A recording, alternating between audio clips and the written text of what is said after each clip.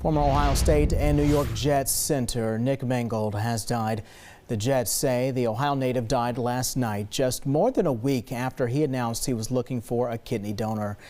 Tonight, we are looking back at Mangold's time on and off the field. NBC4 Sports reporter David de Guzman joins us now with more on his impact at Ohio State. David.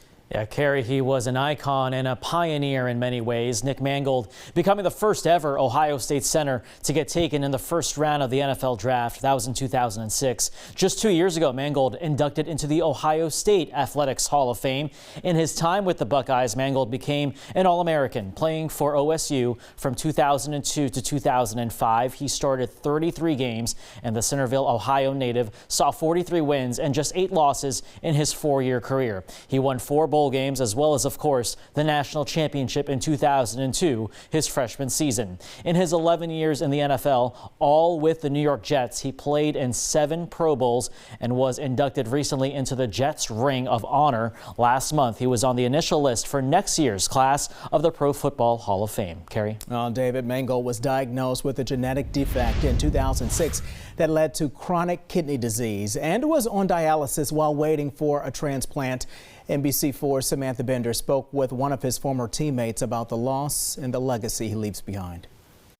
You know, the Buckeye brotherhood took a huge loss today. Jay Richardson and Nick Mangold first met as teenagers. They were high school football all-stars turned Buckeye brothers in the 2002 recruiting class. That same season, Mangold helped Ohio State win a national title. He got some reps on that 02 championship team as a freshman when so many of us were redshirting because it was such a talented team.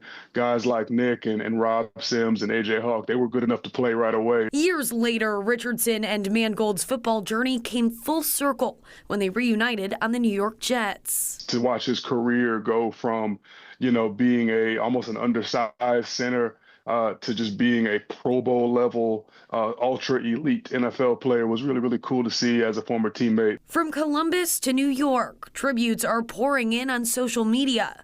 Mangold played under former head coach Jim Tressel, who took to X earlier saying he was, quote, everything you could wish for as a teammate, player, son, friend, husband, father, and American. Just speaks to his impact that he had and the platform that you're given when you're a Buckeye or when you're, you know, an NFL player. You're definitely thrust in that spotlight, and I thought he handled it well, and you know, was always a fantastic teammate and a great person. For Richardson, the news doesn't feel real. He says teammates have been flooding their Buckeye group chat, sharing stories, old memories, and disbelief. Dude was a special guy, very, very quick-witted, always had a one-liner, you know, and just somebody that cared deeply for his loved ones. Mangold leaves behind his wife and 4 children. And I just hope his family knows that we have them in our prayers and our thoughts. I don't know if anything prepares you for something like that, especially a guy so young. It was really, really sad to see.